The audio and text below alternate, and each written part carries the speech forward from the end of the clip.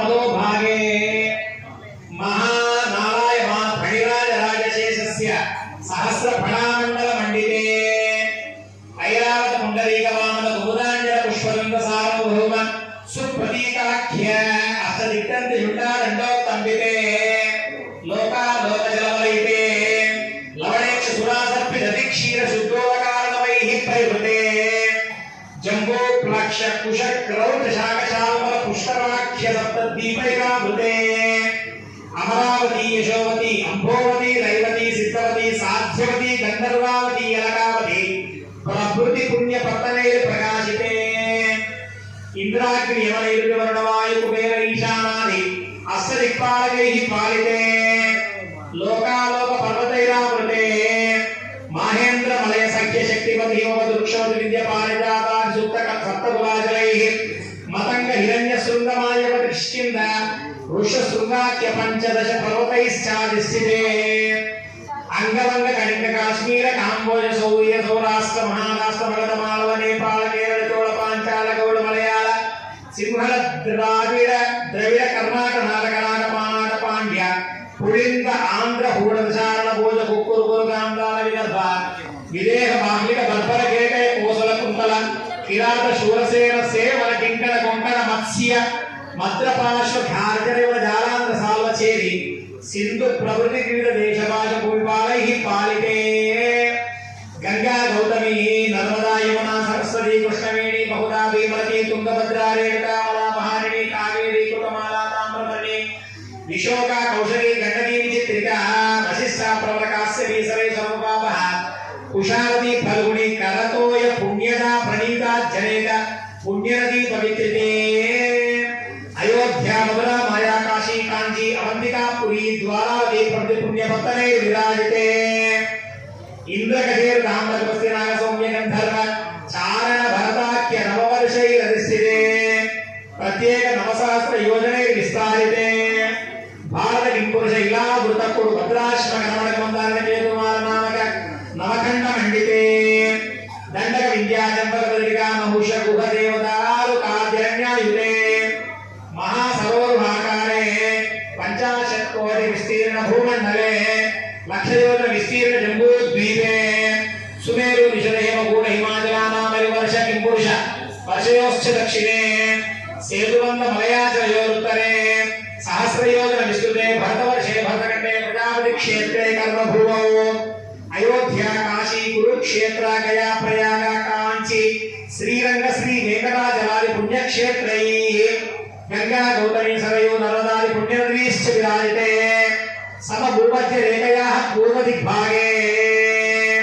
भूप्रविष्ट षोडश परिमितस्यत्वा 30 सहस्रयोजने योजन मूर्धनि विस्तारस्य मेलो दक्षिणदिग्भागे श्री भूभुजमल्लिका संश्लेषणाक्रांत पीनस्तनांबोजपत्रावळि लांछितोरस्य श्रीमदादि नारायणस्य नाभि सकल देवोत्पत्तिहेतो नाभि सरोजे विराजमानस्य सकल देवोत्पत्ति हेतोः परब्रह्मणा नियुक्तस्य भृगुकुलस्य प्रत्युङ्गिरो वरक्षेत्रे दक्षविशिष्टाख्याः नवब्रह्मणः तेषां मध्ये कारणब्रह्मणः परमायुः वर्षशतौ तदत्ते याते प्रथम वर्षे प्रथम मासे प्रथम पक्षे प्रथम दिवसे द्वितीये यामे तृतीये मुहूर्ते त्रयोदशघटिकादिक्रान्तादि 40 घटिकाः आर्तिवकल्पा पूर्वकल्पा ब्रह्मकल्पा वराहकल्पसावित्री कल्पानां मध्ये श्री श्वेतवराहकल्पे स्वयंभुव स्वारोचिष उत्तमतामस रैवतचाश्ववैवस्तु सावरणीदाक्ष ब्रह्मरौद्र धारमलौच भौम्यादि 14 मनवन्तरेषु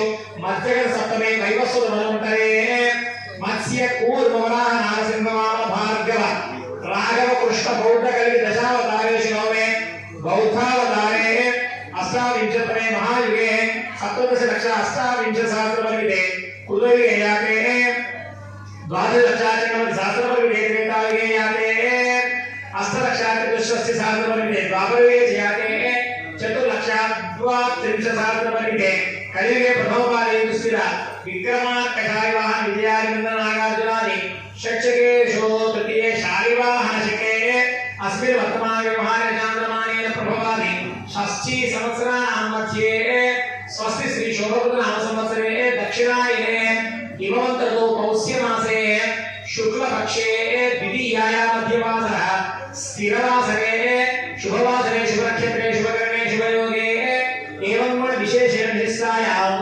अस्यां शुभदिनौ स्वामिवारिकी గోదాదేవినిచ్చి రంగనాథ స్వామి యొక్క దివ్య వరద అభయ హస్తానికి గోదాదేవినిచ్చి ఆనాడు విష్ణుచిత్తుల వారు శ్రీవిల్లిపుత్తూరులో వివాహం చేసినారు. అలాగే ఈనాడు మన వేదాంత రంగనాథాచార్య స్వామి వారి యొక్క గృహంలో వారు వారి ధర్మపత్ని పద్మమ్మ గారు ఇద్దరు కూడా విష్ణుచిత్తుల వారి యొక్క స్థానంలో ఉండి గోడమ్మను రంగనాయకులకు ఇచ్చి వివాహం చేస్తున్నారు. మనమందరం చూస్తున్నా, చేసినా చూసినా ఒకటే ఫలం. కానీ ఇప్పుడు మనం కన్యాదాన మంత్రం అందరం చెబితే ఆనాడు విష్ణుచిత్తుల వారు స్వసురమమల మంద్యము రంగనాథస్య సాక్షాత్ విజయకుల దేవగం విష్ణుచిత్త నమాని అన్నట్టుగా సాక్షాత్తు రంగనాథునికే మామైనారు. అలాంటి భాగ్యం మనకు కూడా లభిస్తుందని భగవత్ ఆమోద సూచకంగా పుష్పం కింద ఇచ్చాడు స్వామి. కాబట్టి మనందరం కన్యాదాన మంత్రం చెప్తున్నారు. మమ అందరికీ భగవద్బంధువులందరికీ నమస్కారం. జనరల్గా ఏదో కళ్యాణం చేస్తున్నారు, మీరు పిలిచారు, మేము వచ్చామండి. ఇది ఏంటి కళ్యాణం, ఈ కథ ఏంటి, అసలు ఎక్కడ జరిగింది, అసలు జరిగిందా, కల్పితమా, భగవత్ కళ్యాణమా, మానవ కళ్యాణమా, మానవ ప్రేరితమా, ఇలాంటి అనేకమైనటువంటి మనసులో శంకలు ఉంటాయి, అనుమానాలు ఉంటాయి. అసలు ఇది శ్రీవిల్లిపుత్తూరులో జరిగినటువంటి సాక్షాత్తు భగవంతుడి సమక్షంలో జరిగినటువంటి కథ ఇది, ఈ కళ్యాణం. మరి ఆ కళ్యాణం గురించి 2 మాటల్లో చిన్న కథ చెప్పండి. అసలు ఆ విష్ణుచిత్తుడు ఎవరు, ఈ గోదాదేవి అయోనిజగా ఎలాగ ఆయనకు దొరికింది, ఆ కథ చెప్తే ఈ కళ్యాణానికి పరిపూర్ణత వస్తుందని నేను అనుకుంటున్నాను. ఒక 2 మాటల్లో చిన్నగా 2 కట్టే రామాయణాలాగా చెప్పండి.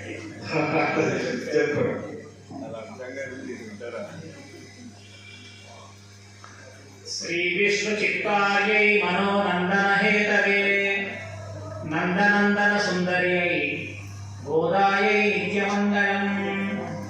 ప్రియ భగవద్బంధువులారా, మనం ఇప్పుడు ఇక్కడ జరుపుకుంటున్నటువంటి శ్రీ గోదా రంగనాయక స్వామి రంగనాథ స్వామి యొక్క తిరు కళ్యాణ మహోత్సవం వెనుక ఒక చిన్నగా పెద్దదే కానీ చిన్నగా చెప్తాను. ఐతిహ్యం ఒకటి ఉంది. ఐతిహ్యం అంటే జరిగినటువంటి సంఘటన. ఏమిటి ఆ సంఘటన అంటే, శ్రీవిల్లిపుత్తూరు అనేటువంటి ఒక దివ్యమైన పట్టణం తమిళనాడులో ఉంది. మధుర నుండి మనం తెన్కాశీ అనేటువంటి గ్రామానికి వెళ్తూ ఉంటే మధ్యలో వస్తుంది ఆ శ్రీవిల్లిపుత్తూరు అంటాం. ఆ శ్రీవిల్లిపుత్తూరు లోపల పెరియాళ్వార్ అని పేరు పొందినటువంటి స్వామి ఒక ఆయన ఉన్నాడు. వారి పేరు విష్ణుచిత్తుడు. అంటే ఎప్పుడూ మనసులో చిత్తములో విష్ణువునే నిలుపుకున్నటువంటి వాడు, కాబట్టి అతను విష్ణుచిత్తుడు అని పేరు. తర్వాత ఆళ్వారులందరూ పెద్దవాడు. ఎందుకు పెద్దవాడంటే, ఆళ్వారులో ఎవరు కూడా ఆ దేవుడికి మంగళారతి పాడలేదు. ఒక్క విష్ణుచిత్తుల వారి పాడినారు మంగళారతి. పల్లాండు పల్లాండు పల్లాయి రక్తాండు పలకోడి నూరాయి అని స్వామి మంగళహారతి పాడవాడిన ఆయన పెరియారు.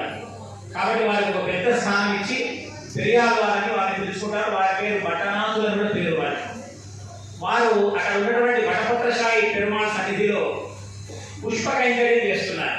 అలంకార ప్రియో విష్ణు స్వామికి పూలమాలను మనం భక్తితో ఇస్తే యోగే భక్త్యా ప్రయచ్చని భగవద్గీతలో చెప్పినట్టు భక్తితో ఆయన పూలదండలు ఇస్తూ ఉన్నాడు. ఇస్తూ ఉంటే అలాంటి విష్ణుచిత్తుల వారికి ఆ ఆలయం పక్కనే ఉన్నటువంటి తులసి వనములో అమ్మవారు దొరికింది. ఆయన ఎలాగైతే సీతాదేవి దశరథుడికి నాగటితో నేలను దున్నుతుంటే దొరికిందో, అలా విష్ణుచిత్తుల జనక మహారాజు దొరికిందో, అలా విష్ణుచిత్తుల వారికి అమ్మవారు తులసి తోటలో దొరికింది. అందుకే అమ్మవారు అక్కడే పూర్వపుణ్యం తులసి కాననోద్భవం, తులసి వనంలో అమ్మవారు ఈ విష్ణుచిత్తుల వారు దొరికింది. అదే సంతానం లేదు కాబట్టి ఈ అమ్మాయిని తను పెంచుకుంటుంటే ఈ అమ్మవారికి కోదై అని పేరు పెట్టాడు. ఎందుకంటే ఈ విష్ణుచిత్తుల వారు పూలదండలు అల్లి కృష్ణుడికి ఇస్తాడు కాబట్టి ఈయన ఈయన కూడా ఒక పూలదండాన్ని పేరు పెట్టాడు. తెలుగులో అయితే పూలదండ, తమిళంలో అయితే కోదై. కోదై అంటే పూలమాల అని అర్థం. అమ్మాయికి పూలమాల అని పేరు పెట్టాడు. పూలమాల పేరు పెట్టేసరికి అమ్మాయి ఏమనుకుందంటే, మా నాన్నగారు పూలదండలన్నీ కృష్ణుడికే ఇస్తున్నాడు కదా, నేను కూడా కృష్ణుడికే అనే భావన చిన్నప్పటి నుంచి ఇవాళ ఉండిపోయి చిన్నప్పటి నుండి కృష్ణుడి మీద భక్తి పెంచుకొని కృష్ణుడిని వదలలేనటువంటి పరిస్థితి ఏర్పడింది ఈయనకు గోదాదేవి. అలా పెరుగుతూ పెద్ద వయసు వచ్చిన తర్వాత నా నరానా అహం పుణీమహే అంటే నేను ఎవరిని నరుడిని పెళ్లి చేసుకోను, కృష్ణుడినే పెళ్లి చేసుకుంటాను అని ఈయన గోదాదేవి నిశ్చయించుకుంది. ఈ విషయాన్ని ఎలా తెలిసింది విష్ణుత్వ వారికి అంటే, ఈ అమ్మవారు కృష్ణుడి మీద భక్తి కాబట్టి గోదాదేవికి కృష్ణుడు చాలా అందగాడు. కృష్ణ అంటే అర్థం, కృష్ అంటే ఇంత అని చెప్పలేని, నా అంటే ఆనందించేవాడు. అలాగే రాముడు అంటే రమయితి రామ, ఆనందింపజేసేవాడు రాముడు. అందంగా ఉండి ఇంత అని చెప్పలేని అందం గలవాడు కృష్ణుడు. అలాంటి కృష్ణుడి యొక్క అందము ఈ పూలమాలతో ఇంకా ఎక్కువ కావాలి కానీ తక్కువ కావాలి. అంటే మనం అంగట్లో చేస్తూ ఉంటాం. ఒక్కోసారి పూలమాలలు ఎట్లా ఉంటాయంటే దారం ఎక్కువ ఉంటుంది, పూలు తక్కువ ఉంటాయి. అది దేవుడి మెడలో వేస్తే దేవుడు అందం చేయకపోతాడు. ఆ పూలమాల వేస్తే ఎట్లా ఉండాలంటే వారి మొదలే అందగాడు, ఇంకా అందం ద్విగుణీకృతం కావాలి, పెరిగిపోవాలి. కానీ స్వామి యొక్క అందంలో చెడిపోయేటట్టుగా పూలమాలలు ఉండదు అని చెప్పి వాళ్ళ నాన్నగారు కట్టినటువంటి పూలమాలల్ని మొట్టమొదలు తాను ధరించి ఎలా ఉంది, బాగుందా అని చూసుకునేది. చూసి ఓహో ఈ దండ బాగుంది, స్వామివారికి చాలా స్వామివారి అందాన్ని ఇంకా ఎక్కువ చేసేలా ఉందని చెప్పి అందులో పెట్టేది గుట్టలు. బాగా లేకుంటే బాగా తీసి పక్కన వేసేది అనమాట. అట్లా రోజు పుష్పమాల తీసుకుపోయి ఆ విష్ణుత్వ వారు అక్కడ ఊర్లో ఉన్నటువంటి వటపత్రశాయి పెరుమాళ్ళు సమర్పిస్తుంటే ఒకసారి ఏం జరిగిందంటే, గోదాదేవి ఈ పూలమాలలు ధరిస్తుండగా చూసిన విష్ణుచిత్తుల వారు, అమ్మా అపచారం, ఎప్పుడైనా భగవంతుని సమర్పించి మనం తీసుకోవాలి తప్ప మనం వేసుకొని భగవంతునికి ఇవ్వడం అనేది అపచార కింద వస్తున్నది అని చెప్పి విష్ణుత్వ వారు ఆ దండని పక్కకు పెట్టి కొత్త దండలు తీసుకొని పోయినాడు. వేరే దండలు కట్టిన తీసుకొని పోయి ఆ యొక్క వటపత్రశాయి వేస్తే ఆ వటపత్రశాయి శరీరంలో నుండి వేడి పొగలు రావడం మొదలుపెట్టి విష్ణుచిత్త, నీ కుమార్తె ధరించినటువంటి దండనే నాకు చాలా ఇష్టము, ఆ దండనే తెచ్చి వేయు అని ఆ వటపత్రశాయి ఏం చేశాడంటే ఆదేశం ఇచ్చినాడు. అంటే ఈమె యొక్క భక్తికి మెచ్చినటువంటి ఆ యొక్క స్వామి అనుగ్రహించాడు. అప్పుడు తెలిసింది ఈమె కృష్ణుని తప్ప వేరొకరిని పెళ్ళాడను అనే విషయం తెలిసిపోయింది విష్ణుత్వ వారికి. మరి ఎలా? ఈమె ఉన్నదేమో శ్రీవిల్లిపుత్తూరులో, కృష్ణుడు ఉండేదేమో మధురలో. ఇది దేశ అంతరం, అంటే దేశం వేరే. పోయి కాలం చూస్తే కృష్ణుడేమో ద్వాపరయుగం వాడు, ఈయనేమో కలియుగం నాటిది. కాలం వేరే, దేశం వేరే, ఎలా పెళ్ళాడడం అనే ఒక సందేహం ఏర్పడితే భావన అంటే మానసికమైనటువంటి భావన ద్వారా కూడా మనం పరమాత్మను పొందవచ్చు. అంటే కేవలం మనస వాచ కర్మణ త్రికరణ శుద్ధిగా మనం పరమాత్మను అర్చించవచ్చు. కాబట్టి మానసికంగా ఎలా పరమాత్మ పెళ్ళాడాలని ఆలోచించి తండ్రి యొక్క సలహాతో, అమ్మ భాగవతంలో ద్వాపరయుగంలో రేపల్లెలో కృష్ణుణ్ణి పొందడానికి గోపికలంతా కలిసి కాత్యాయని అనేటువంటి వ్రతం చేశారు. ఆ వ్రతం చేస్తే కృష్ణుడు మనకు దొరుకుతాడు, నీకు దొరుకుతాడు కృష్ణుడు, నువ్వు పెళ్ళాడవచ్చు అంటే అప్పుడు ఆ యొక్క తాను ఉన్నటువంటి శ్రీవిల్లిపుత్తూరే ఒక రేపల్లెగా, ఆ శ్రీవిల్లిపుత్తూరులో ఉన్నటువంటి వటపత్రశాయి పెరుమాళ సన్నిధినే నందగోపుని యొక్క ఇల్లుగా, అక్కడ ఉన్నటువంటి వటపత్రశాయే శ్రీకృష్ణుడిగా భావించి తాను ఒక గోపికగా, తన మిత్రులందరూ తోటి గోప స్త్రీలుగా భావించి రోజొక పాట, ఈ ధనుర్మాసం ప్రారంభం అంటే సూర్యుడు ధనుస్సు రాశిలోకి ప్రవేశించినటువంటి రోజు మొదలుకొని రోజొక పాట కట్టి ఆ కృష్ణుడికి సమర్పించి భోగి పండుగ నాడు అంటే వ్రతం పూర్తయినాడు. ఈ రోజు వ్రతం పూర్తి అవుతుంది. ఈ 29వ భాషలు ఈరోజు చదవడం జరుగుతుంది. చిత్తం జరగాలే ఉన్నాయి చెప్తే ఆ తిరుపాలే పెద్ద ప్రబంధం దాని గురించి చెప్తే నెల రోజుల నుంచి ప్రవచనాలు జరుగుతూ ఉన్నాయి.